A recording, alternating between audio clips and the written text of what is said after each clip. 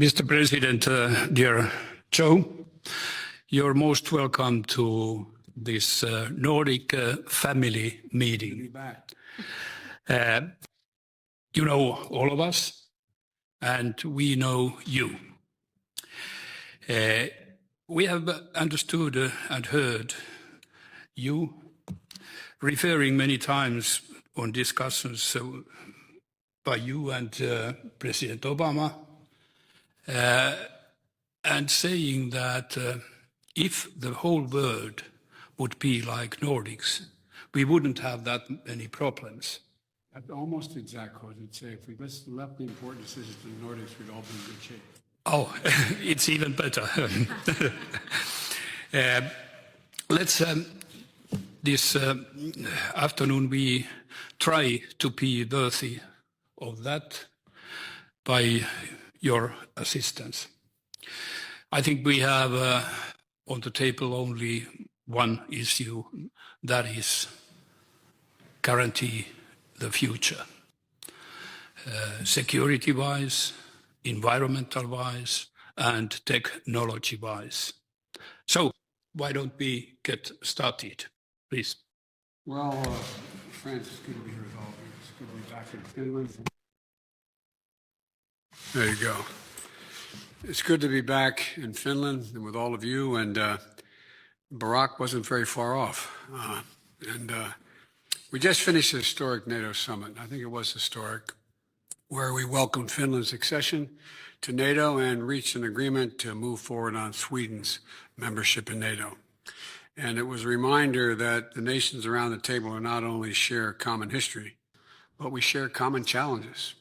And I would add, presumptuously, common values. And, you know, the vision for the world that we all share, and I think it's a very similar vision, is one that's more free, more secure, and opportunities made available for all. Because we know that when other countries do well, particularly those countries are struggling, we all do better. We all do better. And we're working in lockstep to tackle climate crisis, which you've been leaders on for a long time, and in order to literally preserve our planet. It's the only existential threat humanity faces, and we don't have a lot of time, but I'm confident if we continue to work together, we can deal with it. And we're pioneering the next generation of technologies, and that's going to power everyone's economies. And I think we have to continue to remain very close on coordinating, because it can be a great, great advantage for humanity, but it could also cause some great difficulties in artificial intelligence and other things if we don't cooperate and know what is going on. And together, we're standing with the brave people of Ukraine as they defend themselves against Russia's brutal assault. So today, I look forward to discussing these and many other issues. And generally, it's an honor to be with you all. It's an honor to be with you. Thank you. Well, thank you, Sauli, for organizing this meeting, and thank you, Joe, for being with us, your Nordic friends here today. I think it's actually very meaningful for all of us just arriving from Vilnius, the NATO summit, and we can continue our discussions on security, but also talk about the other generational challenges we are all facing, the climate and the biodiversity crisis, if I may mention that. And I must say that the US obviously has a very important role to play there, and we definitely want to do our bit there. Artificial intelligence, and I agree, it is really the responsibility of our societies to ensure that it will benefit all of us, because it can also have a detrimental effect. And I would also like to mention societal resilience, which is a theme we often talk about here at our Nordic meetings, and I think we can actually, learn a lot from each other when it comes to those issues. So I value this opportunity very much, and look forward to our discussions. Well, first of all, thank you for hosting us today, and good to see you in the Nordic part of the world, President Biden. I think our meeting in NATO in Vilnius was very successful. It's a stronger alliance now after we left the meeting than before, and I think we have to salute you because it was a brave decision just after the war started, together with Sweden to walk in our direction in NATO. And now you have become a member, and we are so happy that we will soon be able to welcome Sweden as well. And of course, this means something for the Nordic region, because we have been together in so many areas through the years, but we have never been together in NATO before. So this also brings us some possibilities and opportunities in the Nordic region.